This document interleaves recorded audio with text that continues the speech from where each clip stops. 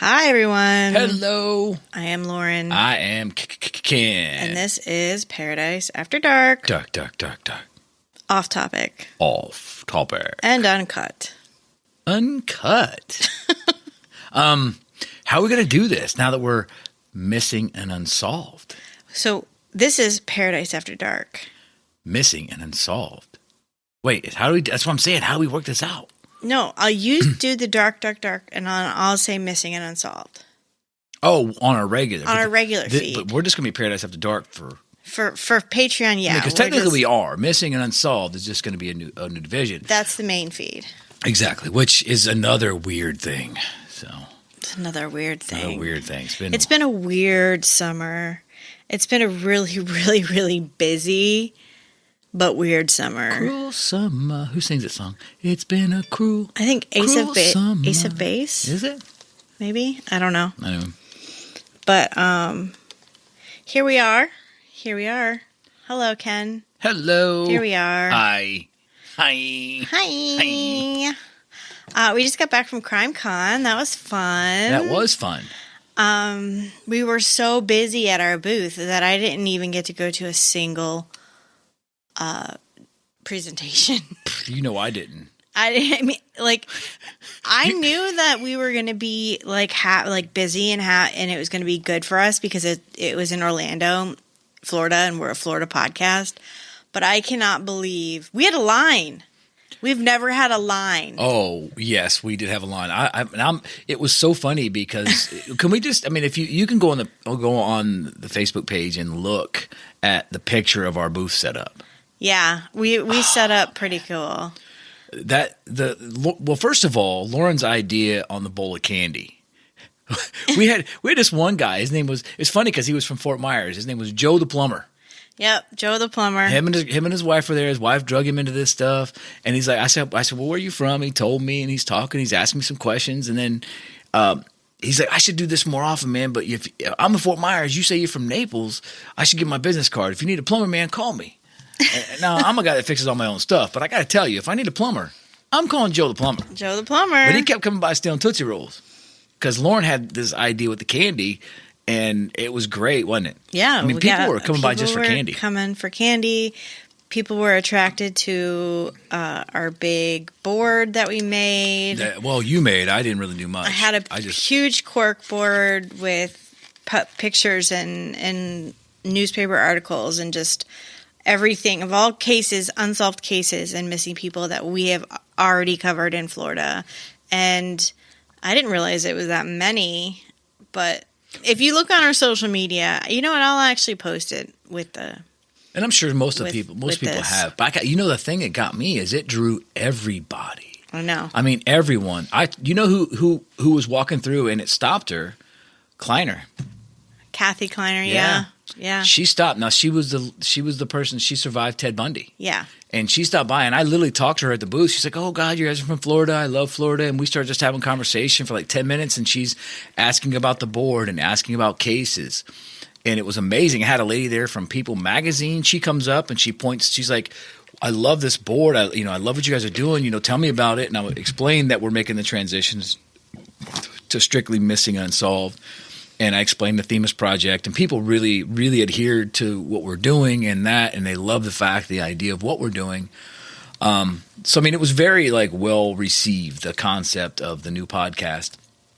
But the board, the lady from the People Magazine, she's like, what case on here blows your mind the most?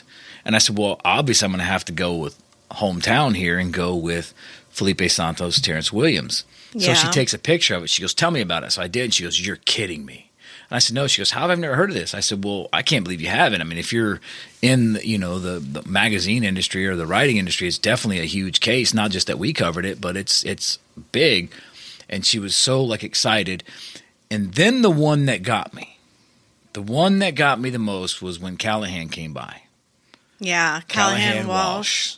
Yeah. So we had sat with him at the table the night before, and we had conversation because he said, "Can we mind if we sit here?" I'm like, "Yeah, dude, go ahead. I mean, you're huge." So because he's there for the National Center for Missing and Exploited Children, right? Yeah, they're the ones. If you look at Lauren's page or our page, they got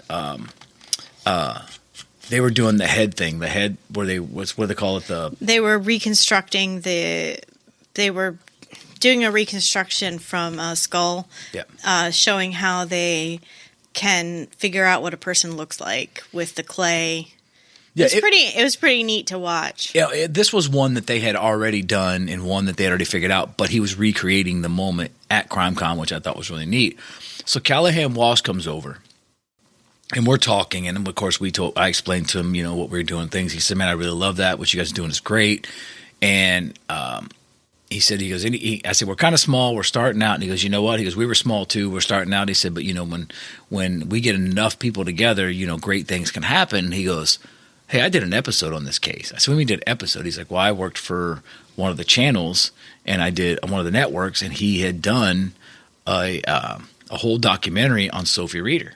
Oh, so he's like, that case right there. He goes, "I know everything there is to know about that case." He goes, "Can you believe that?" And I said, "Yeah." I said, what gets me is they've got her on footage. He's like, "Yeah." The next thing you know, he just goes and he's telling me the story. And it's like, he's such a great storyteller and he's so knowledgeable. So if he's one of those guys that when, he gets invested in something, he can he puts it out there so perfectly. Well, he's John Walsh's son. He grew up with John Walsh, America's Most Wanted, as his father. Yeah. So you would expect him to be the way he is. and it, you know what? And it rings totally true. Because, it does. And he's so nice. So very nice, so approachable. I mean, and he's just easy to talk to, easy to get along with. Well, I think you got some pictures with him. I think he's probably I had never met him before. And to be honest, I'm not even sure if he was at prior crime cons that I remember. This is the first time I've ever seen Nick Mack there.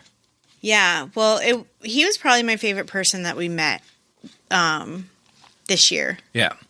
It was great. I mean, and to have him sit there and tell you the story of Sophie Reeder. And the thing is as soon as he started talking, I remembered the case where she had walked into the house. I said, yeah, what gets me is she goes into this house and the police know these people. Then he starts talking about how, and if anyone remembers the case, we covered it, and where the police went there and knocked on the door and said, "Hey, have you seen this girl? We got phone records showing that she was at this house and phone calls with her phone pings."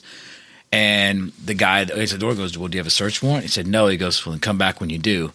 They left, and it took 30 days for them to come back with a search warrant. Well, of course the house was empty. So, what?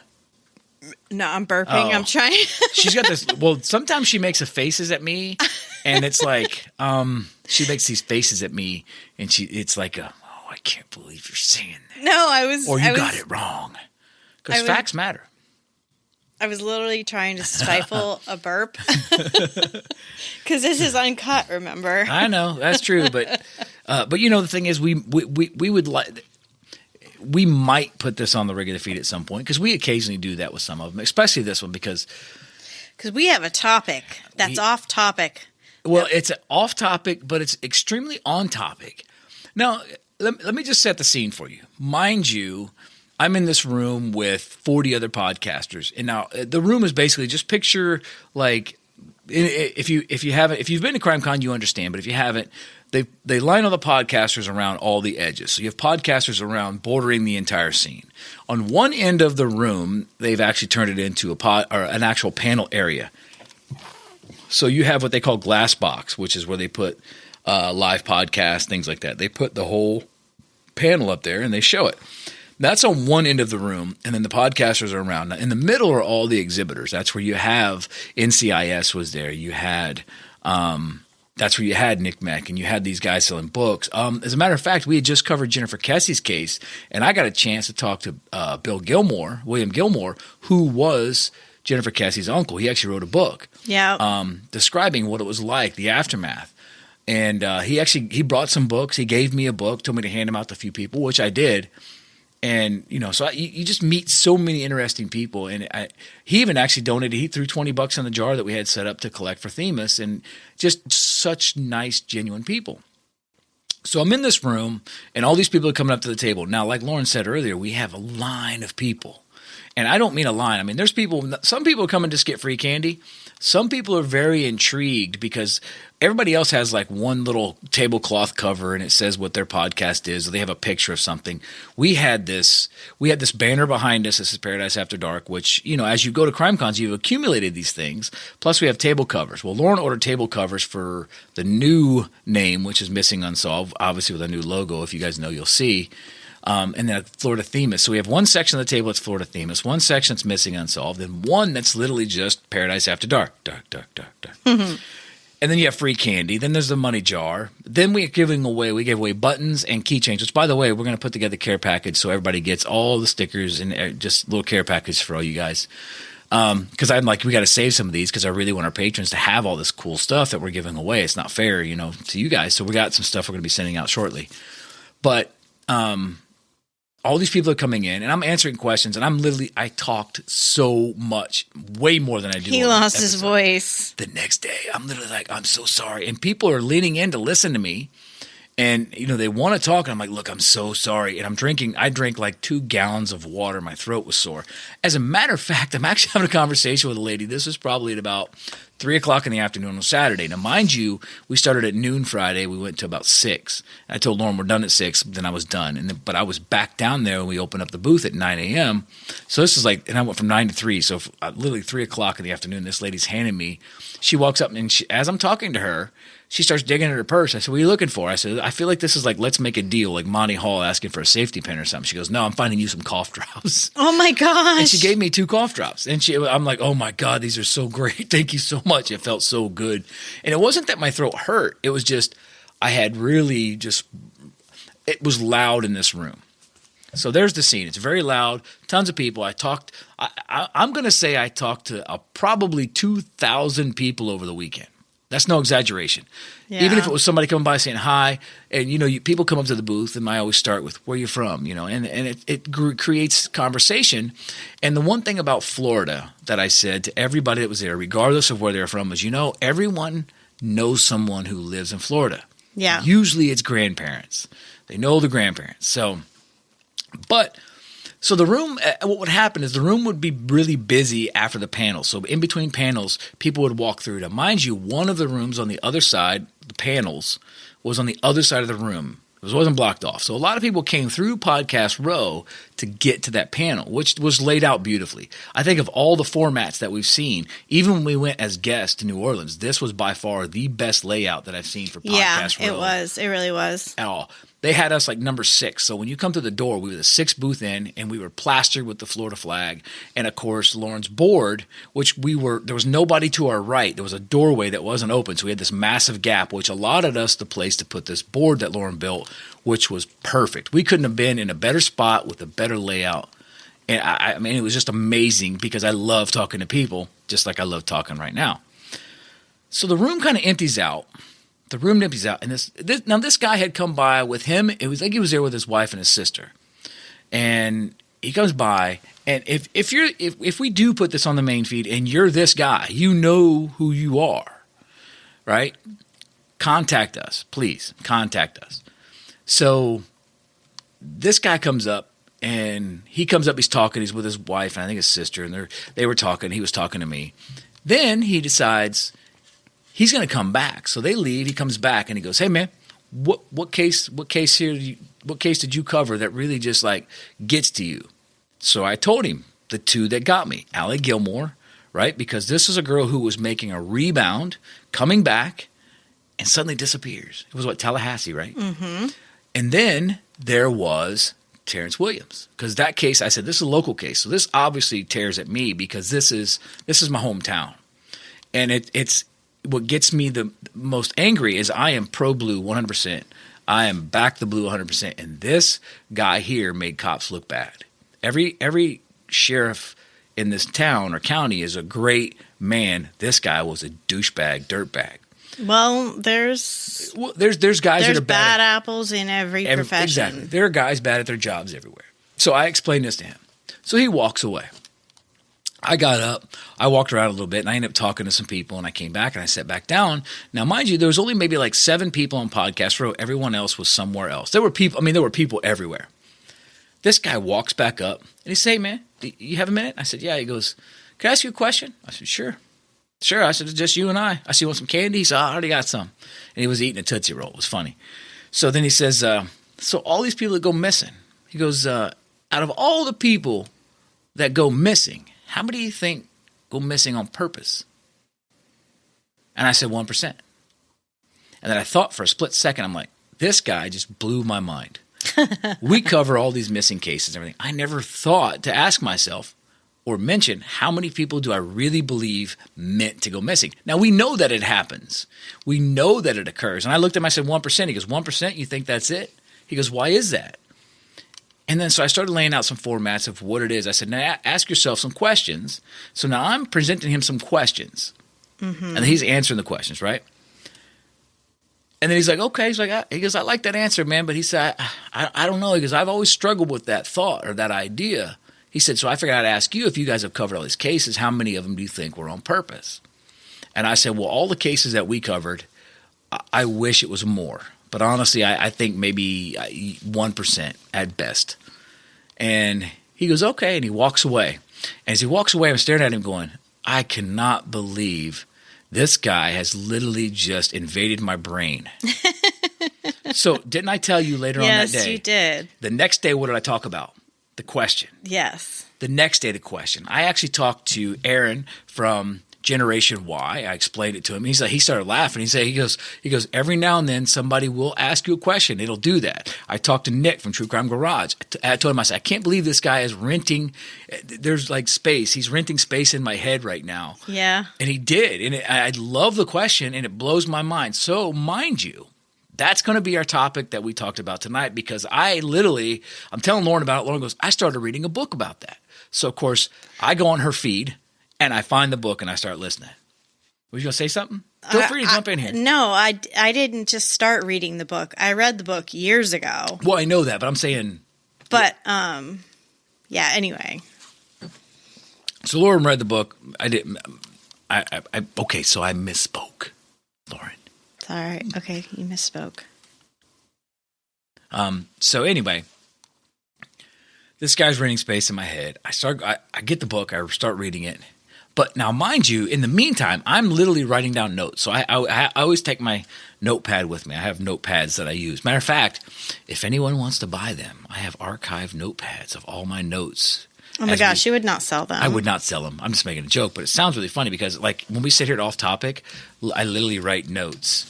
Or we'll take doodles. During cases. Doodles. Doodles. Whatever it is, I'm doing something on notebooks all the time. So I have the notebook with me. So I pull my notebook out, which I carried down to the booth because I wanted to. There were some people asking about cases, and I was writing them down. As a matter of fact, there was one case that someone mentioned, and the lady's like, have you heard of this case? And I said, no, I haven't. I said, but let me write this down.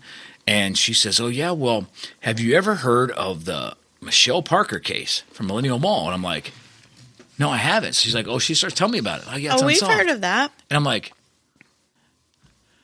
then all of a sudden I see something in the news where it just got solved. Michelle Parker? Was it Michelle Parker? No, I'm sorry, Crystal Rogers from Kentucky. Oh, yes. That just got solved. And I was going to say, because we actually did an entire outline. We were going to cover Michelle Parker from Orlando. And then the family came out and asked radio silence. Yeah, that's because right. there's something civil going on. I don't know. So it was Crystal Rogers. And then we get back, I'm literally, and all of a sudden I'm going through my notes. I'm like, and all of a sudden this pops up in my feed. I'm like, because I get the news feed, and there she is. And I think that case, I don't want to say it's solved, but they've got a lot of information on that case.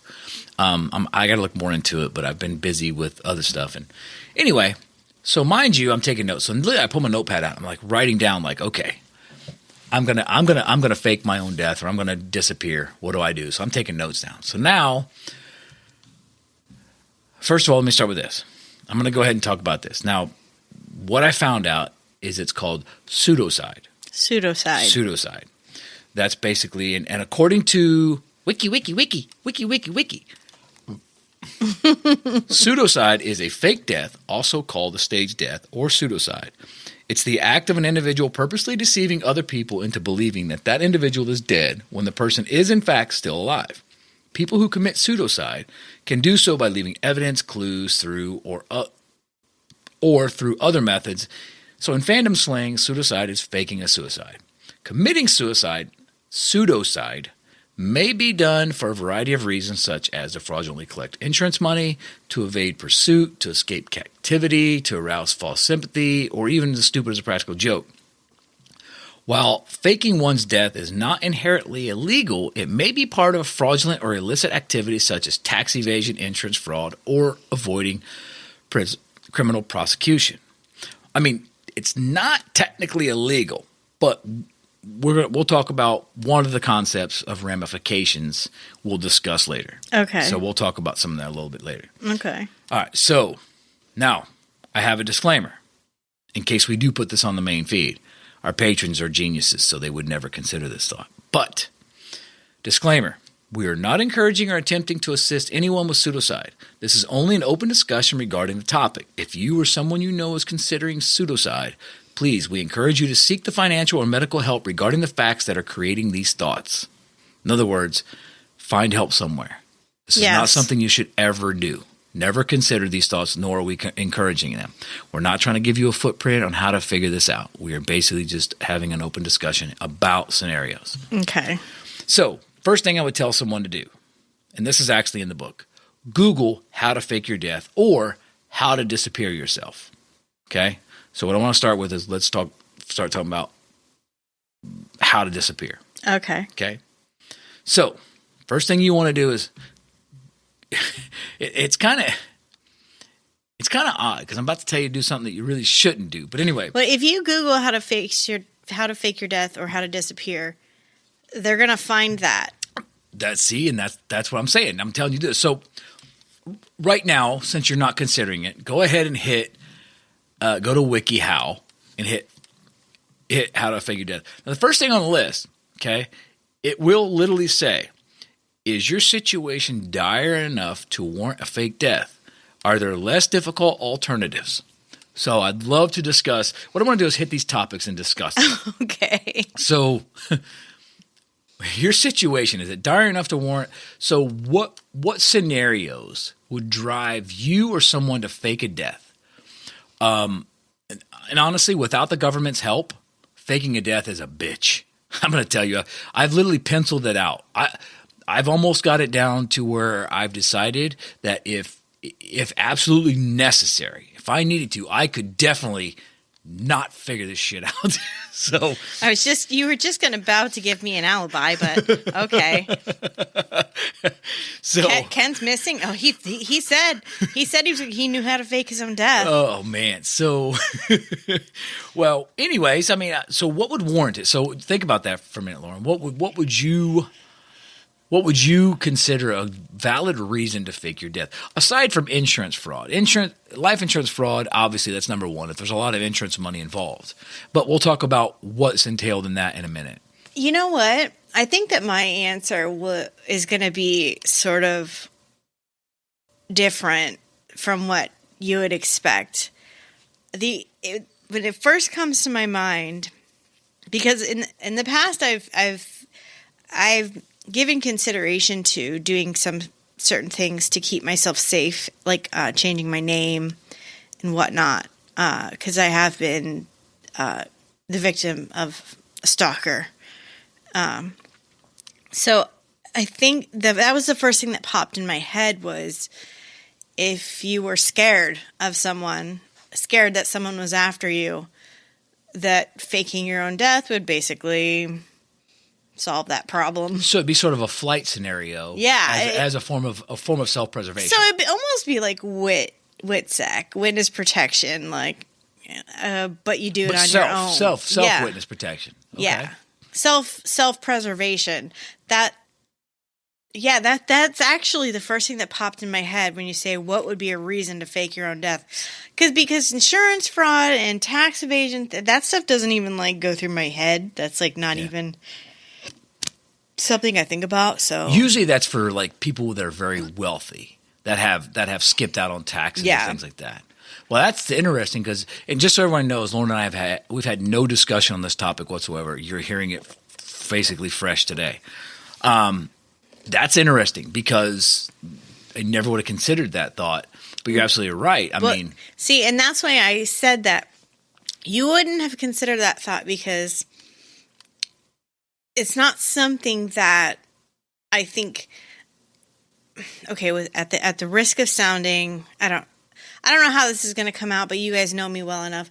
You're a dude. Yeah.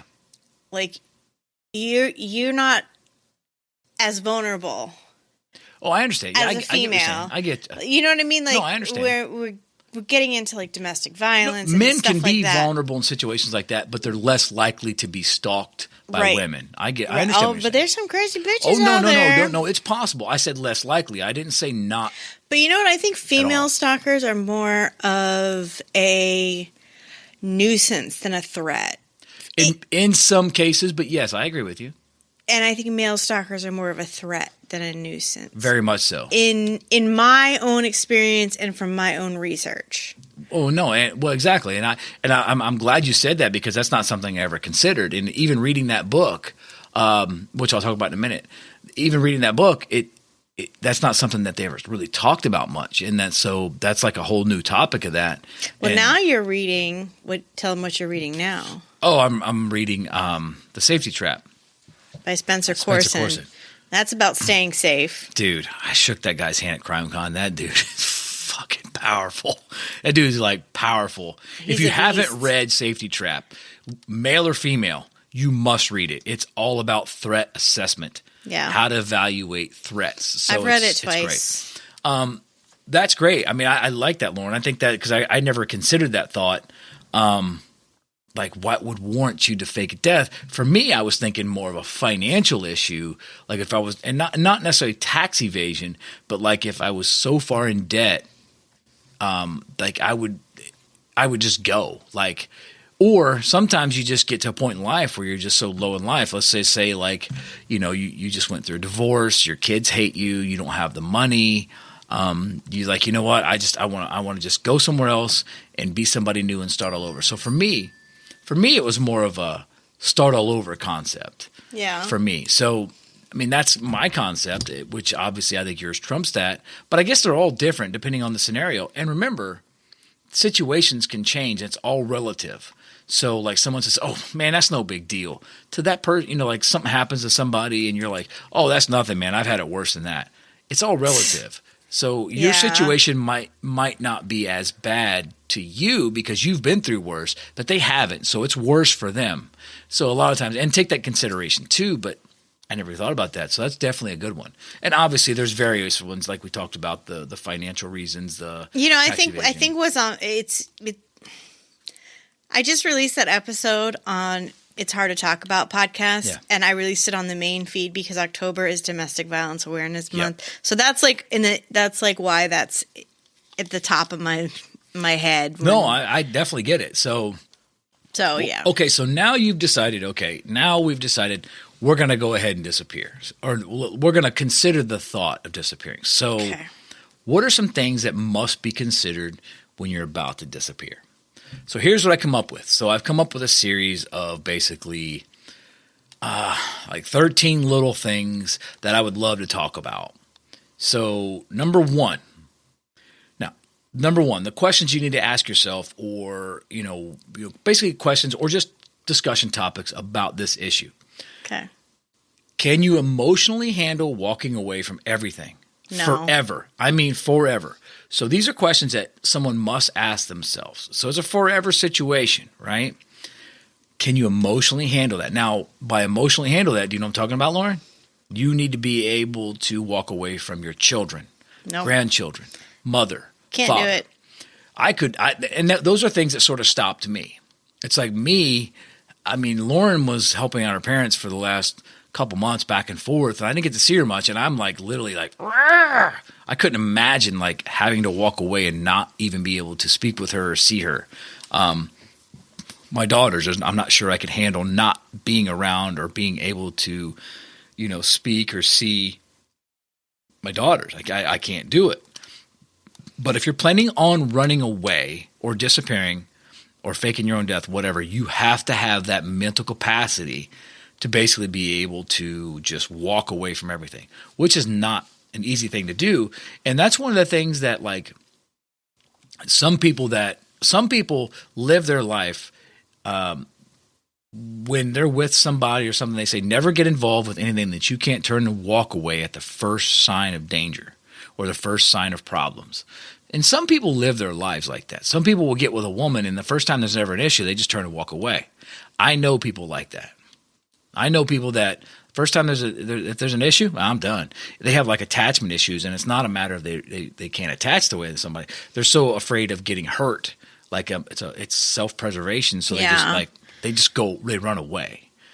So the first thing to consider, so you don't think you could ever emotionally handle that? Because that's definitely a number one issue. No, I could never. I would end up, I'd cave. Your kids, your parents, your siblings, your spouse. Co-workers. Now remember, Facebook, friends, all those people you communicate with online, that's all gone because you can't ever show your face to anyone again because technically you're dead or you're disappeared, right? Well, you could create a fake Facebook and then just like check up on your friends. Assuming they accept your friend request. True. So not everyone wants to be friends with Joe Schmo, right? You have to have an in to get in there. So that's going to be the number one thing, obviously, because everyone emotionally handles things differently. Everyone feels different. Lauren's like, oh, there's no way. I mean, she was instant. Boom, I couldn't handle it. Me, I could handle it for a period of time, but I don't think I could handle it for the long haul. Okay, so number two, since we asked the question about can you emotionally endure it, can you physically endure it? Now, what this means is let's just say you want to run away, you want to go to Mexico. You got to disappear, right? You got to be real careful because you can't drive a car. I mean, because you can't have a driver's license. You don't want to get pulled over. I mean, there's so many things that go along with that. So can you hike? Can you run? Are you physically fit enough to swim? So let's say you need to fake your death or – you got to evade somebody later on, so you want to fake your death in a boat, but you got to swim to shore. If you remember in the movie, oh God, I can't think of it now. Double Jeopardy? No, it wasn't Double Jeopardy. It was the one with Julia Roberts where it was badly abused by her husband, and she fakes her own death so she can evade him, and she runs away. She goes out on the boat. She falls out of the boat. She swims back to shore, and it's called – I'll think of it in a minute. God damn it. Okay. I'll think of it in a minute. And the part that's bothering me is the people listening on the other end be like, Ken, that's Julia Roberts. That is – can't come up with it. So anyway – so can you physically endure it? In other words, can you let's say you want to disappear on a hiking trail or something, you've got to figure out some way. So you have to have some physical abilities to actually just run away. You can't just be a couch potato for 6 months that's reading books and on Facebook and you don't do no exercise and your body's not used to it, and all of a sudden you decide you're going to disappear. Somebody might be following you or chasing you. You might have to run. Maybe cops are after you. So there's some things involved. So do you think that right now, Lauren, if you left, let's say you could handle the emotional aspect of it, could you physically endure getting away? I'm going to have to say I don't think so at this point. I am not in the best physical shape I've ever been in my life, partially because I just had a whole front end alignment. We got to put that on public. I already told him in the last off topic. Okay, well, if we put this on the main feed, we can cut that out. I don't care. You sleeping with the enemy. Boom, I knew I'd get it. Sleeping with the enemy. Sorry about the mic bump. I did not Google it. I'm literally on my notes. Me, again, scenario. Could I physically endure it? Absolutely. I feel, matter of fact, I'm going to be turning 48 in a couple of days. I feel more physically fit and capable of things. Yeah, you're hot. Thank you. She's lying. No, he's hot. I feel more physically fit in my life, and I think a lot of it is because I'm mentally set physically. So in other words, but of course that's a 48-year-old man's biggest downfall is the fact that we feel like we're 22 and we can do shit that we're 22 when in fact we're really 48. We're not as agile. But do I think I could handle it? I think I could physically handle it until my emotional part broke my physicality down. Yeah, Do you I don't understand think what I I mean? could emotionally or physically handle it. Okay, so I think I would just suck. listen, patrons, please get involved in this topic. Tell us what you think. So if you're listening, tell us what you think about some of the questions. Number 1 was emotional. 2 is physical. Now, along with the physical aspect of that, you have to ask yourself some other questions. Do you need any medications? Do you require any? Do you have medical issues? So let's say that you've got you're diabetic. Well, that changes the game a little bit because now it's going to be real hard for a diabetic. So you're minimizing the pool of people. Remember, Ken said 1%, 1% of the population. So now you're reducing the population because a lot of people have diabetes. So Walt Brimley. Milt, I can't think of his name right now. So, do you have medical issues? Do you require injections? Do you need medication? So, if you're depressed, you have to take depression medication. You have anxiety medication. Everyone has some sort of medication that they take now. Not me. I take 1 aspirin every morning, and that's it. Thank God. But a lot of people require medications, and that's okay. Medications are okay if they make your life feel better now. But if you had to disappear, that's going to change the game because now you need a doctor to prescribe it. So therefore, you're going to need to be able to come up with some sort of way to get that medication. So that pretty much eliminates you right there, doesn't it? Yeah, because I'm medicated as fuck. So I mean, I can buy aspirin over the counter, so I am good. I mean, I don't know if I can get Lexapro over the counter or, the Lexapro to control my anxiety, and then the hydrochlorothiazide for my blood pressure, which is high because of my anxiety and Yeah, exactly. So you have but I'm saying a lot of people have these medical issues. I think that I would have too much anxiety to fake my own death. You could handle it until you got until I got scared. She would be like in the Uber, and the Uber driver's, where are you going? I don't know. I'm trying to fake my death right now, but I'm having an anxiety attack and I forgot my goddamn medication. So, okay, so. And that's what I mean. That is the biggest reduction of the percentage rate of people that could potentially disappear. And it has to do with medical reasons. So now with me, can I emotionally handle it? For the most part, I can handle it up to a certain point. Physically endure it? Absolutely. I feel like I could physically endure it. Could I actually do it? I don't know. I do exercise. I'm constantly mobile. I think I could physically endure anything that I had to endure to make that happen. Medical issues? I don't have any. Now, here's where, if you were a law enforcement agency or a private investigator who was searching for someone, right? If you had a basic idea of where they might go, you hit number 3. When you disappear, do you have any bad habits? So do you have any bad habits that will require you to obtain things that would satisfy those habits? So let's say you're a smoker, right?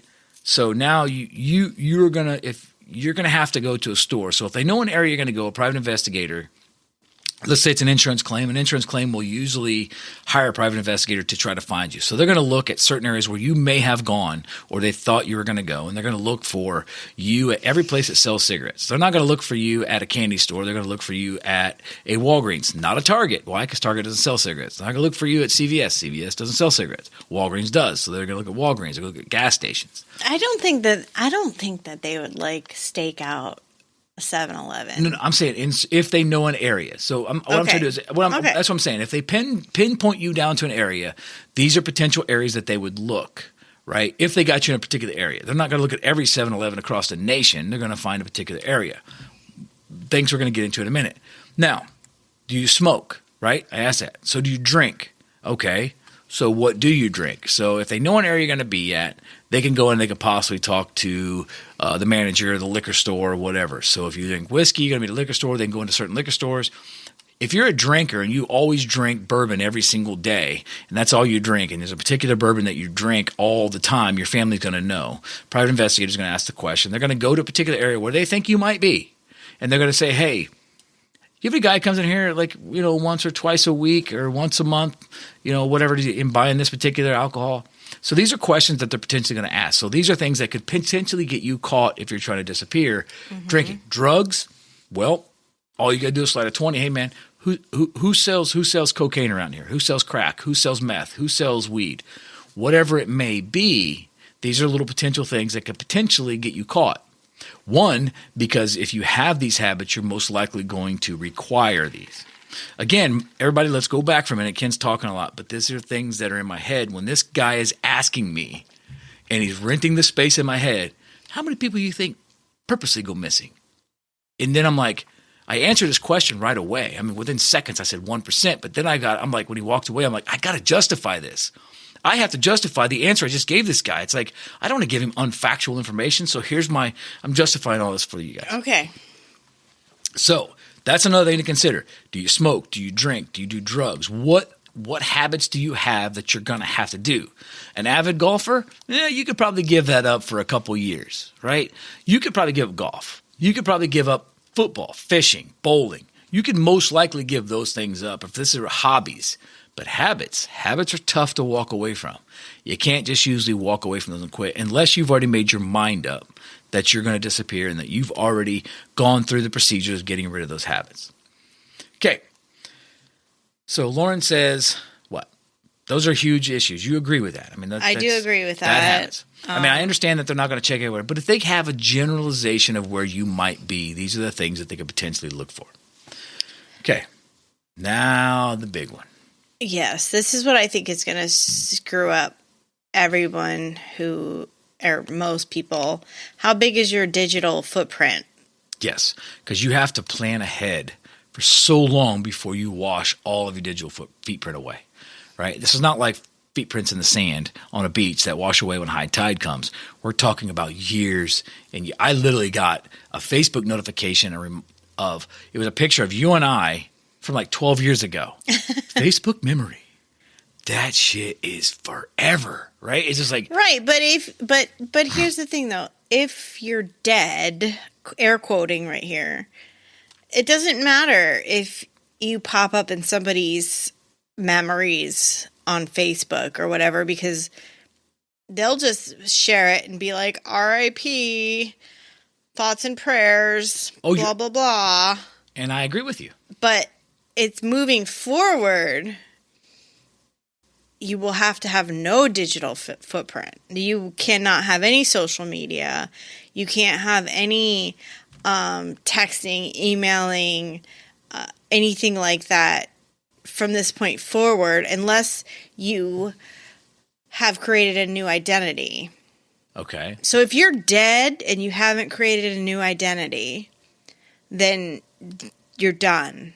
But if you're dead and then you somehow create a new identity, then you can, slowly get back into the digital world. But then you got to be like, okay, where's this person's past? So you're saying if you go away, you can eventually work yourself back into the digital aspect. Yes. If you assuming you created a new identity. Yeah. Okay. Because there's two ways you can go about it. You can fake your death and then just be dead. And then, I don't know, what are you living off the land? Are you living, are you just being a homeless person or do you create a new identity and get a job and try and get documents? Well, you're going to have to be a homeless person, or you're going to have to go somewhere that's kind of a distant place that maybe is kind of a seedy area that takes cash, doesn't require ID.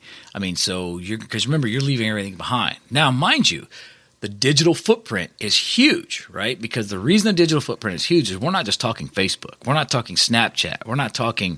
We're talking digital, as in all of your phone calls, all of your text messages. So did you text a friend 2 months ago saying, you know what, I'm thinking about faking my death? Or, hey, or you've Googled, how to fake my death. Like I've done on my computer right now. Earlier this week where I put, because I wanted to see what happened if I put that in there. And the reason is in the book, it says to do that. And I did that and it comes up. And the first thing it says is this what you really want to do? These are the reasons why you should think about it. So kind of the things we already covered. So if you type that in now, let's just say you're going for insurance fraud. You want to get the tax money. Right? Or you've done something nefarious, or you're running from accountability or criminal charges. They do some investigation. Oh shit! Well, it looks like here 3 weeks ago that he was Googling this stuff. Well, okay, that digital footprint's there. So I'm not necessarily talking. I'm talking about emails, text messages, pictures. Where was your last vacation? Did you think it was beautiful? Okay, well, they vacationed here. It seems like every year they go back to this place. So, okay, Lauren and Ken, for the first 3 years they were together, would always go to Gatlinburg. So it's possible. They got a lot of pictures of Gatlinburg. I bet you he might be in Gatlinburg or in that area. Let's start there first because obviously he knows that area. It's far enough away from Naples, Florida that it might be a good place to start. These are the things I'm talking about, digital footprint. Those are the things that you have to consider because your digital footprint's huge, especially if you've emailed somebody. Yeah. Or talked about it, or you've Googled places to go, or you've Googled places to hide. You've gone on Google Maps and you've clicked on links, or what's the distance from here to there? Here's a perfect example. Our friend Margaret, she just posted the other day on her. She has a new podcast out or a new thing that she's doing. I forget, Mysteries of the Missing. Yeah. Yeah. She posted a thing on there. It was this thing, a poster that talked about this beautiful girl that she basically committed suicide is what the police had said that she had done. And they had checked her cell phone records and her text messages and everything. And they assumed that she's half naked. She's hanging in a tree, which is literally, she hung herself in a tree. We assume a tree. They said hanging. Said she was half nude, but it's on like this corner of this street in a populated area. It was really weird. So I ended up finding out who she was. I found out where she lived. I found out how far away she was from home. And I just made a comment on there. And what really got me was it said on there that they checked the text message and everything else. And it looked like this suicide might have been what she was going for based on some of her text messages. That's the digital footprint. So it's not necessarily your future digital footprint. It's not necessarily your Facebook post of the past. It's your emails, your texts, things like that. Well, can we just look at the not so distant past in July? Carly Russell in Alabama, the woman that pulled over to the side of the road, said she called 911, said there was a toddler. I was wondering what that was. You're right. I remember that. And then she disappeared. But then we find out that she had Googled how to disappear and that she had stolen toilet paper and a robe from work and gotten a bunch of snacks at Target. And she tried to disappear herself, and I think it lasted, 3 days? I don't know. I'm trying to find an article. I'm trying to skim this article about it really quick. That's perfect. I'm so glad you brought that up because that just reiterates what I'm saying, that digital footprint is huge. So obviously the bigger footprint you've got, the longer it's going to take to basically get rid of that digital footprint, or not yet. Sometimes you can't even get it because the internet's forever. Yeah. I mean, you can't leave a paper trail, so you can't write a letter to somebody. You can't write a note to somebody saying what you're going to do. And I'm glad you brought that because then this brings us to number 5. You must entail some diversion tactics. So if you got to have diversion tactics, if you want to run away or become missing, right? Now this all falls in line with exactly what we're about to cover, which is missing unsolved, because there are probably some cases that are people missing that decided to go missing on purpose. Yeah. So with the digital diversion tactics, now you've got to get rid of that digital footprint. So the only way to really get rid of the digital footprint is basically time, right? So, okay, so you're going to have to wait time, obviously. So for me, if I want to disappear, I'm going to have to wait beyond this damn Google search that I've got on my computer or get rid of my history, things that you can do. It's unfortunate. It's kind of there. But so what would you do? You basically create a fake persona, right? So you want to create this fake person of yourself, and not necessarily a fake person. You don't have to change your name. I can still be Ken. I can still be Ken. I just have to basically steer everybody in a different direction than I'm going to plan on going, right? So if I'm going to go away. So say you're going to go out west, right? You're going to go out west. I want to go out to Utah, right? Let's say I want to go out to Utah and I want to cut my hair funny and I'm going to make funny TikToks. So I knew you'd get a kick out of that. So even the funny haircut part. I like his hair. Okay. So you need to pretend that you're going to go out east. So you want to basically send traffic one way, right? It's the whole Bugs Bunny and Buzzard thing. Which way did he go? Which way did he go? Which way did he go? Hey, you're a rabbit. So you need to make sure that you are sending everybody out to different directions. So let's say you wanted to go to Salt Lake City, Utah, but not that, it's kind of a big city. So maybe you want to go to this little town in Utah or Wyoming or whatever. You decide that a year in advance, you have to plan. I mean, you can't do it a couple weeks, but let's just say you want to plan, and a lot of it depends on your digital footprint. You need to basically plan this out. Yeah. Not something that's just going to happen. That's how people get caught. They do it on a whim. They don't plan. They don't think. They don't cover all their bases. These are things that you have to cover all your bases. Right. In the movie Sleeping with the Enemy, Julia Roberts planned everything almost to a T. Yeah. She messed up in one spot, and that's what got her husband to find her. But with that being said, so in the book that Lauren had me read, that she said, and I'm like, as soon as I started reading it, I'm literally like 4 days, done. I could not stop just because I was so intrigued because this guy is renting space in my head. Still is. Still is.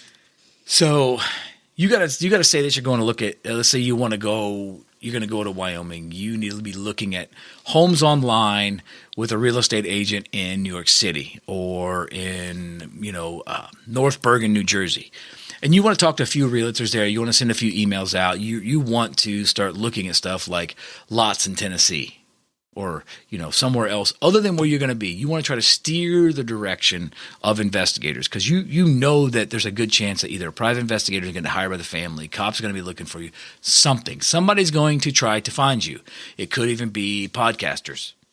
Possibly. Who knows? Well, I mean, it's true, right? I mean, it is true. Your name's going to get plastered. People do get concerned, and that's one of the things that I found amazing about this crime con is we were so well received with our new track at Missing and Unsolved. People were just like blown away. Like, do you need help? Is there anything we can do? What case are you going to cover? Can you tell us what cases?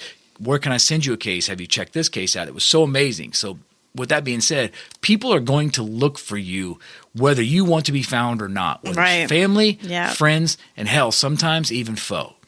So you're going to need to create diversion. So you're going to have to definitely send people on a different track. That's going to be a trick to do. That's something that takes at least, like a year of planning to do? I mean, at least a year of planning to do. So you got to plan way ahead. Okay. Yeah. Number 6. If there's a life insurance policy that you're looking to cash in on, then you will need a partner in crime, so to speak. So I'm going to cash in on my life insurance policy, which is pretty big. I mean, it's like $78. So now this book the cruise. So this could potentially create an issue later once the money actually comes in, right? So I'm going to disappear. Lauren's going to collect the insurance money. I need her as my partner, right? She has to be my partner in this because she's going to be the one to claim the money, right? Now, if I'm dead, if I'm going to disappear and never come back, obviously that's one thing. She's going to collect the money, but I'm never going to see it again. But then I would think you were dead. Exactly. So, but what if maybe we come up with because they're in the book. If you read the book, and you should, I'll give you the name of it in a little bit. Read the book because in there's examples of people who went through some huge steps to disappear. They had the perfect plan. Right? Everything was perfect. Mm-hmm. They got the money. Everything was great. And then they just messed up in one facet, which can happen. I mean, there's a lot of moving parts in disappearing once you've created all these facets of like the things we're talking about now. So life insurance policy, I'm going to need Lauren to basically, or my girlfriend. Maybe I've got a girlfriend. Maybe I write her as a beneficiary on a separate policy, whatever, right? That way Lauren's taken care of. My girlfriend gets the money. I'm going to need her to help me out and take the money, or your husband if you're a woman looking at this. So will they send you your cut? Because if you do all this work and you go through all this stuff and you plan all this and you do a year's worth of planning, you go through this and you die, so to speak, on paper, and they write a check and you don't get your money, you're probably going to come out of the woodwork, right? And that's going to blow your cover.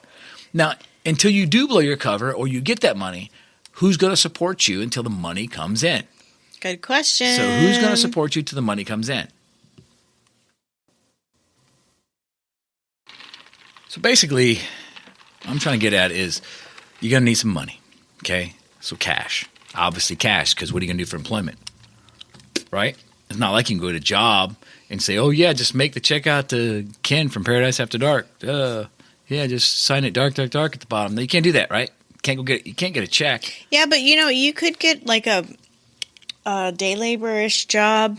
Like there's a lot of undocumented workers in the United States that somehow collect paychecks. Well, that's what I'm saying. And I mean, a lot of people, if I was leaving, I would definitely go to a different country. So getting the cash would not necessarily be an issue. But if you're going to stay within the United States. Okay. We're staying in the U.S. All right. We don't have to. No, me, I'm out. I'm dipping out. I'm gone. I'm gone. I know exactly where I'm going already. I Googled it. They'll never find me in my digital footprint. But no. Will I find you? Huh? Do you think I could find you? No, you couldn't find me the other day, and I was in the garage. Fuck you. Remember that? You're like, I didn't know where you were. I walked out back and everything. I'm like, I was in the garage. Like, what are you doing in the garage? So stop making fun. So anyway, but now, okay, let's just say that you need cash, right? You get a job. Let's say you're getting cash. Now, if you're going to get a check or you're going to get paid by check, now if you go to like a day labor camp, a lot of times you have to at least give them a name. So now you've created a new name, which is going to be tough to do because now that's considered fraud. Right? Now you're creating fraud. Now you're not just disappearing. Because remember, we're working on the whole concept of disappearing. And man, if you're doing life insurance, I guess you're already doing insurance fraud. So staying with the money part, if you have a partner, right? Let's say you have a partner, you need money from them. You're waiting on the money to come in because you've got this job. You're making some cash, but it's not really enough to live on. It's just enough to buy your bad habit stuff, or it's enough to get some food or your basic life stuff. So you're making a couple bucks to just eat. You need some more money. So now you're going to have to communicate with your partner somehow. How do you communicate? 'Cause it's not like it was in the 80s where there were payphones at every corner. So obviously, I guess the new concept is burner phones. Apparently, there's a lot of that information out. So if you yeah, but you know what? They're tracking those motherfuckers like nobody's business sometimes now. Look, if you see a dude rolling through a hallway somewhere and he walks through with a flip phone, that's a burner. Okay, that's a burner phone. We were at CrimeCon. I saw this guy flipping a burner phone. I'm like, now my awareness was heightened because I'm like, I don't like this concept. I don't like the concept of these damn flip phones still being around because now I'm skeptical. It's like I'm very skeptical of guys with flip phones and women to the most part because for me, they're burner phones. Burner phones are usually for nefarious activities. Keep that in mind. I like the word nefarious, by the way. Nefarious. I love that term. Now, so obviously you're going to need to get like a burner phone. And obviously, you're going to need a phone. I don't know. It's a tough scenario. So do you just go get like to Walmart and get a phone? Right? You go to Walmart, you get a burner phone. You can buy a burner phone like at a gas station. Yeah, you go to a gas station, get a burner phone. I mean, would you go to Best Buy? I mean, where do you get burner phones? Because obviously you need to communicate so you can get cash because all you're doing is working for a little bit of bank to maybe eat. So you got to go somewhere and you got to get a burner phone because you have to communicate with the person that's supposed to give you the money and you have to keep in touch with them in case they get the money. Yeah, but what about like, okay, so let's get old school. Let's get real old school. Let's write a letter and put it in an envelope and we'll hide it under a rock in a certain spot. Like, do you remember in, oh God, what is it? There was that rock wall. Shawshank Redemption. Mm-hmm. He got out of prison. Oh, and he hid that canister? And he hid that canister, like underneath this specific rock. And I mean, like, if you wanted to get old school like that, that's how you could communicate. That's how Robert Hansen communicated with the spies, the FBI agent that got caught spying many moons ago. But let's take that for a quick second.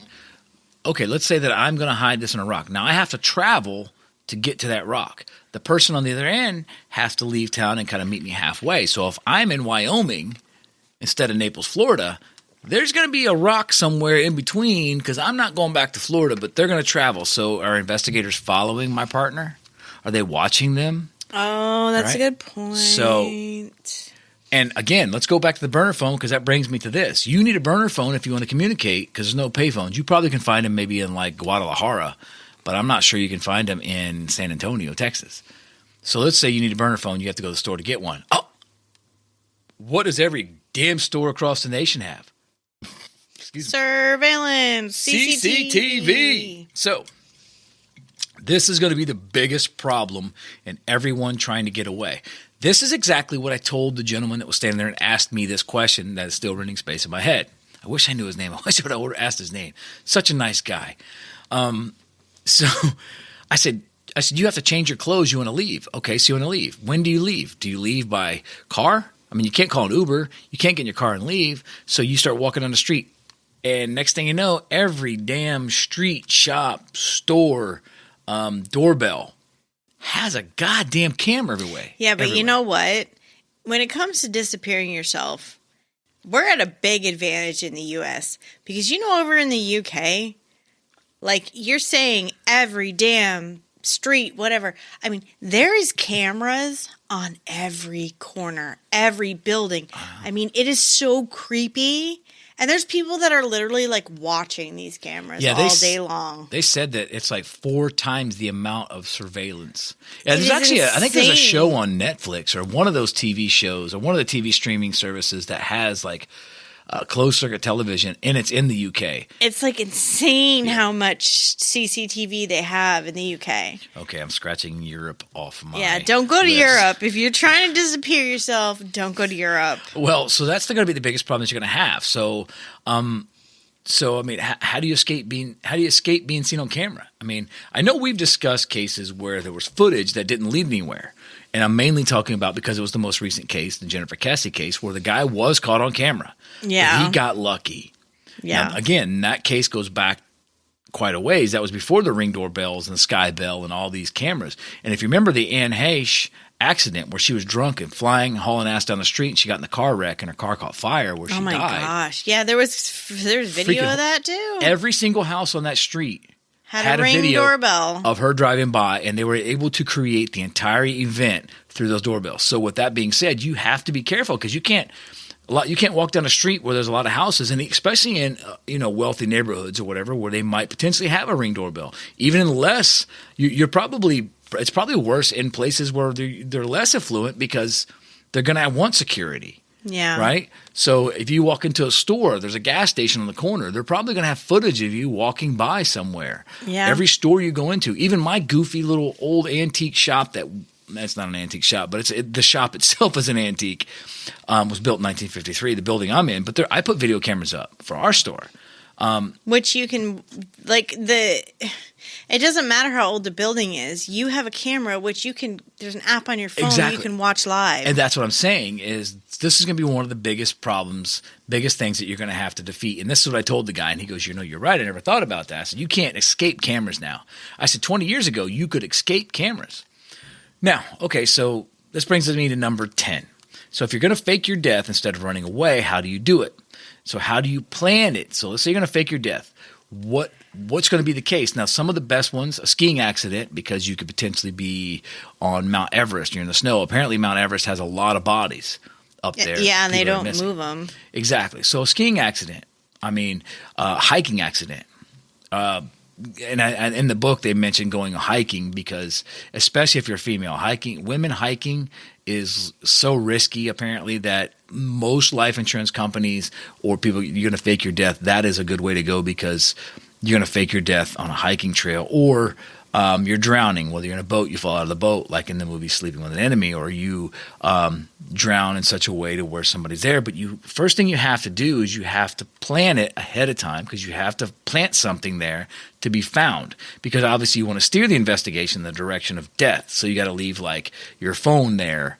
You have to leave your shoes, a shoe, maybe one shoe, your eyeglasses, wallet. You understand what I'm saying? Yeah. So I mean, what's some other things? What's another way that you could think of that? Can you think of another way that maybe you could plan your death that would seem like a good way to like fake your death? Well, all I know is I heard that drowning is not a good way. Because drowning, the body is usually found. And we know that from the Mike Williams case we covered. Yeah. Because his was the only body that was never found in that lake in Tallahassee. Yep.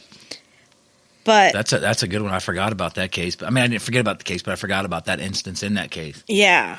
I would probably leave my purse and my wallet because everybody...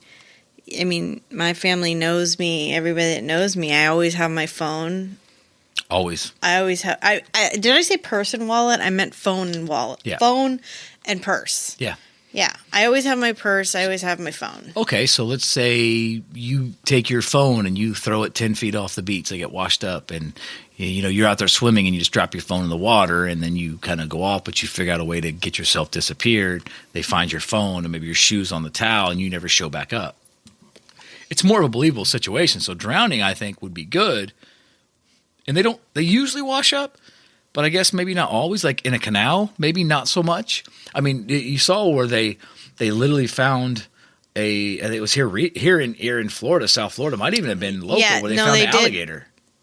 They found the alligator with the body. The guy was actually in the alligator. They just found a guy, a car with he remains in it. Yeah. Well, I know those are alligators, but so you gotta figure out how to fake your death. How do you do it to where it's legit, to where an investigator go up and go, well, this is the case. And the investigative tools today are so far superior to the old days. So you have to figure out a way to fake it. Yeah, but you know what? Talk about superior tools and whatnot. They could get a bloodhound to follow your scent. If you not in water. Okay, you gotta come out of the water eventually. That's the part where we talked about physical fitness. Can you swim? Okay. Well, see, and that's what I'm saying. We got to put all these things together because there's where the physical fitness comes in. This whole conversation is making me tired. There's no fucking way I could ever do this for real. But I'm saying but the guy asked me, and I'm thinking, man, it just 1%, and I'm still standing by 1%. But now I felt like I have to justify to my personal self 1%, and I've been driving Lauren nuts. That's why we're talking about it today, so I can get off my mind. Now, the book I was talking about that Lauren said to read was called Playing Dead, A Journey Through the World of Death Fraud by Elizabeth Greenwood. Read it, listen to it, whatever you want to do. She's not a sponsor, she's not promoting, but it really helped position myself mentally like, okay, I want to read this book, and it gave me some ideas and thoughts, things I agreed with her, things I didn't agree with her. But in the book, she actually talks with a private investigator she interviewed who does this job. He works for the government, and he works for insurance companies, and he also helps people fake their deaths in the Philippines. He was helping Elizabeth Greenwood secure a death certificate. So I guess my question is if you want to go missing, do you hire a private investigator? Would they talk to the cops if they were investigated? Do they have an obligation? Is it like attorneys where you have attorney-client privilege? Or do they have an obligation to the police to talk? If the police come and say, hey, well, you know this person? You know, whatever, did you help her fake her death? Yeah, I did. Do they have to talk? Do you know, Lauren? I'm not sure about what the laws are on that. Like exactly. A private investigator? I guess if they're good enough, they wouldn't talk, right? I think there is some sort of like attorney-client, not attorney-client privilege, but like some sort of privilege that bars them from having to discuss anything. Yeah. And that's what I was getting at. So in the book, she actually talks to a PI. She actually flew to the Philippines and met with this guy, and they actually did secure her a death certificate based on the body that came in. And when you read the book, you know, there's a part of the book where he says, hey, your body's there, your girl's there, we've got you going, we have to get down and pick it up. And they actually put this body with this name on it and called it her and sold it to her, sold her the death certificate for like $170, right? So it was so many thousand pesos. So that's one thing. I mean, do you really want anybody else knowing? So the question is, do you want, if it's insurance fraud, then yeah, you definitely need a death certificate. So you have to get somebody that can be on your side to help you get that legitimate death certificate. So in that case, you would have to hire a PI. I think that a Filipino death certificate would raise eyebrows with insurance companies anyway. Unless you were in the Philippines and you were traveling to the Philippines and you got into a car wreck, which is what she portrayed in the book. Okay. I only say that because that's what I know. I mean, that's not my thoughts. That's her thoughts. So definitely, it's called "Playing Dead: A Journey Through the Death Fraud, The World of Death Fraud" by Elizabeth Greenwood. Now, obviously, the ramifications of faking your death or even disappearing could be very steep ramifications. Now, Greenwood in her book spoke with numerous skip tracers. Now, these are guys that are designed to find you. They check your digital footprint. These are guys that find you like bounty hunters, if you will, but they're called skip tracers. These are people that look for you and try to find you to go after you and say they're hired by the insurance company to make sure that you are, in fact, dead. So if there's no body and there's no police report, they're not going to pay out a claim until they decide that, yes, in fact, you are dead. They hire skip tracers. So there are penalties for insurance fraud, obviously, but they say that in her book, she said that if insurance companies determine you aren't really dead or need more time or they need more time to investigate, they will simply just keep denying the claim. Now, the reason that they deny the claim is because the court battles, they're afraid, might encourage or educate others to try it. So they don't want to educate people to how to basically get away with murder, so to speak, murdering themselves and get this money. So now if a claim is paid out, then it is fraud, which could potentially lead you to jail time and insurance penalties. So you have to pay the insurance company back. In one instance that she claims in the book, the guy got busted because he could handle it, but he decided, hey, I'm going to show back up. Here I am. Hi, everybody. Oh, sorry, I had amnesia. I had no idea what was going on. I didn't really know, but the insurance company had already paid out. He was going to pay the insurance company back, but now he has to pay the insurance company back, but he has to do it from jail. Now, if you run away... That's a lot of license plates he's going to have to make. No kidding, right? So, now if you do run away, let's just say you run away, you're not looking to claim any money, you run away, you don't want to have insurance, you just want to disappear and start a whole new life somewhere. So if you run away, now obviously you're avoiding some tax from your old identity, so you could potentially have some tax issues because now it's considered avoiding tax avoidance. And you could land yourself in jail, which of course could get you penalties. And you'll have to do some jail time for tax evasion. You'll have to pay the penalties plus interest because remember, the federal government, if you don't pay taxes, will charge you interest. Yes. When they keep your taxes all year long, they don't give you shit at the end. So they don't give you interest on your money, but they want interest on their money that they're holding for you anyway. Now, if you do assume a new identity, so let's just say you run away, like Lauren said, you got to make a new persona so you can get a paycheck or you become this fake person, obviously that's identity fraud because now you've assumed it. And one thing you have to make sure is you have to make sure that the identity that you buy or get from somebody isn't someone that's basically on Chris Hansen's watch list. You want to make sure it's not a pedophile. You want to make sure it's not a guy that's, has a warrant for his arrest or has this, nefarious ID. I love that word. How many times are you going to say 52. Nefarious. I'm not. Podcast won't be over till 52. I think we're at 7. We got a ways to go here, folks. Oh, right. So, last and not least, I do have a story that I want to read. But last and not least, number 13. How long do you have to stay gone? So, if you disappear and you decide to come back, how long do you stay gone? And can you ever even come back? Well, what's the statute of limitations on all of these possible charges? That would be my question. I don't know the answer to that, but I would find out what's the statute of limitations. Would you Google it? From a library, a public computer. Exactly, because you don't want that digital footprint. Right. And that's what I mean. You have to plan this stuff so far in advance. So far in advance. Like see, but the thing is, I think, okay, if I just wanted to run away from my life, just run away. I don't want to be your wife anymore. I don't want to podcast anymore. I hate this house. I hate this weather. I just want to run away and get a whole new life. So tomorrow? I don't even think that I would change my name. I think I would just, I don't know. Maybe I would just buy a one-way ticket and I wouldn't change my name. I would just... So, a one-way ticket to nowhere. A one-way ticket to leave my car at the airport. I'd buy a one-way ticket to fucking Arizona, and then I'd buy another one-way to New York City, and then I'd buy another one-way to fucking Washington State, and then I'd buy me a camper, and then I'd be in fucking Utah by my damn self in my Jody. Camper. No, I'm serious. You don't have to go through all that shit if you really just want to, run away from your... I mean, okay, so if it's tax evasion or some bullshit like that, okay. But if you just want to run away from your life... You run away from your life. You can run away from your life. But I'm saying, if the problem is, this whole concept is you go missing. How many people go missing because they meant to go missing? So we're talking about that. So I understand what you're saying. You're talking about basically just running away from your life, start all over. Who cares about everything? I want a divorce. I don't want to keep dogs. I'm tired of my life. I just want to. I would bring my dog though. Well, see, and that's what I'm talking about. There's a lot of factors go involved. But I'm talking about actually missing. Like, you don't want to be found. You don't care about being found. You just want to get away from it all and start over, right?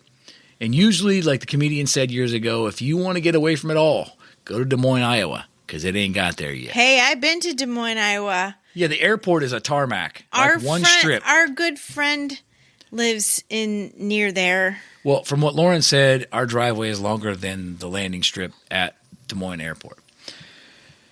So now, real quick, I know we're running long, guys, and I apologize, but this literally has been melting my brain. So again, if you're the guy who asked this question and this is on the main feed, please email us at palmahawkmedia@gmail.com, because damn, you got me good. So now here's one instance that I'll get into. Are you done? I mean, I'm done. I'm done. You finish out strong with your story. How long do you stay going? I don't know. If it's insurance fraud, forever. You can't come back. You're never going to be able to come back because you're going to get busted. If you're just trying to disappear, you come back whenever you can, but you just are going to have to stay away from people. You're going to have to accept the fact that there's going to be a wife, a fiance, a girlfriend, a family, a mom, a dad, a brother, a sister, cousin, uncle, grandma that's going to hate you for leaving. They're going to be so devastated because you left and left them hurting. Here's a perfect case. This is where I want this instance here is what got me. It's only one section in the book, and it's early on in the book if you read it. So Greenwood in the book discussed this case, and I looked it up online, and I actually found an article. Now, in a CNN article from Thursday, January 29th, 2009, it reads, "Traffic stop leads to man believed dead since 1989. A man who faked his drowning death nearly 20 years off of a Florida beach was found out by North Carolina police who stopped him for a traffic violation. Authorities said Thursday. Benny Wendt left behind a grieving fiancée and a daughter from a previous marriage over the past 2 decades. He acquired a common-law wife and another child in Marshall, North Carolina. Now, Wendt told police he faked his death in Daytona Beach because he was, quote, paranoid about his narcotics-related activity at the time. Now, this was said by the Weaverville, North Carolina Police Sergeant Stacy Wyatt. Now, when pulled over in Weaverville on Saturday because of a malfunctioning light on his license plate, the man said his name was James Sweet. But when Wyatt, the officer, pulled him over, ran the name through official databases, he was unable to find any information. See, this guy had forgot to register his new name. Now, I found it suspicious and believed it to be a false name, Wyatt said. He arrested the man on suspicion of driving without a license and giving of false information, both misdemeanor offenses, and booked him under the name John Doe. But John Doe finally decides to open up to Wyatt, admitting he was really Benny Wendt and had been on the run since 1989. Wyatt said Wendt now has a common-law wife, a child, and a business selling NASCAR items. The night he was arrested, Wyatt said his wife was, quote, distraught upon learning his true identity. So his wife that he was with now, his common-law wife, had no idea who he was. And obviously he couldn't get married because, for obvious reasons. Yeah. So that's why it's a common-law wife. Now, according to police reports, Wendt was on a trip to Daytona Beach with his then-fiancée, Patricia Hollingsworth, and she told police that they were engaged and had discussed getting married while on this trip. But it was not to be. On September 25th, 1989, Hollingsworth told Beach Patrol officials that Wendt disappeared while swimming, and Hollingsworth, then she was 37, told officials that Wendt entered the ocean about 4 p.m. and swam past the breakers before she lost sight of him, according to the incident report. Now, the report notes Hollingsworth was very upset, and after contacting officials, she began running north and south up and down the area looking for Wendt. Now, members of the Beach Patrol, however, thought let me read that again, because I'm reading an exact quote from an article. Members of the Beach Patrol, however, thought the supposed drowning was suspicious. Like Lauren said earlier, the body usually washes up. It's very rare to drown offshore and not wash back up onto shore. Now, in addition, Petrolon said, the guy that was investigating this, the lifeguard on the beach told the officials he did not see anyone swimming in the area. So he didn't see anybody there, so he faked his own death, and his fiancée at the time was right there. Well. And he went missing, right? So I steadfastly say to the gentleman that asked this question, and I'm going to put this to rest because I've put it on this mic right now, which is why I love this. 1% is my answer, because only 1% of the population could possibly pull off this feat.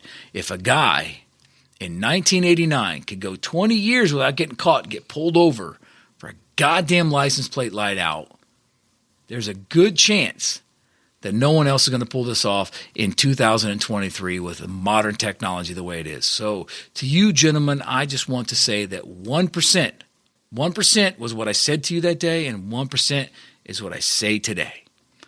Lauren. Yes. What say you? What percentage? I agree. 1%, maybe even less than 1%, to be honest with you. Can we actually do 0.5%? 0.5%. 0.5%. So like his feet are missing, his torso is missing, but his head and his legs are there. Yes. Okay. Head, legs. So anyway, guys, I hate to burden you with that. I mean, but I honest to God, thank you for listening. If you made it through all of this, I owe you a beer because you guys are wonderful. Because I had to get that off my brain. Lauren will tell you, since we have been at CrimeCon, I have discussed this with her. Yes. Not necessarily discussed the things I'm discussing today, but discussed talking about this on mic because I had to get it off my brain. So thank you all very much for listening. To Paradise After Dark. Dark.